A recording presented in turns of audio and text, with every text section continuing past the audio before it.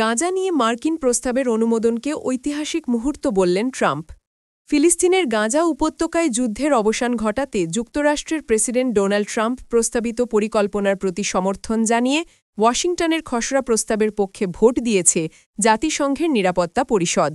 এই অনুমোদনকে ঘিরে উচ্ছ্বাস প্রকাশ করে নিজস্ব সামাজিক যোগাযোগ মাধ্যম ট্রুথ সোশ্যালে বিশ্ববাসীকে অভিনন্দন জানিয়েছেন ট্রাম্প।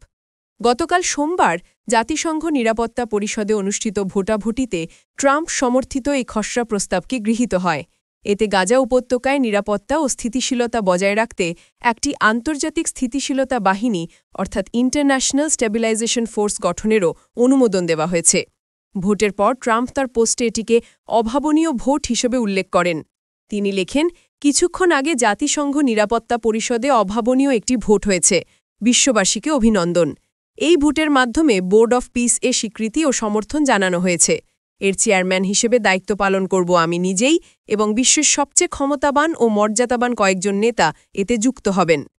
ট্রাম্প আরও দাবি করেন জাতিসংঘের ইতিহাসে এটি সবচেয়ে বড় অনুমোদনগুলোর মধ্যে একটি হিসেবে বিবেচিত হবে। তার ভাষায়, এটি বিশ্বজুড়ে শান্তি প্রতিষ্ঠার নতুন পথ দেখাবে। এটি সত্যিই একটি ঐতিহাসিক মুহূর্ত।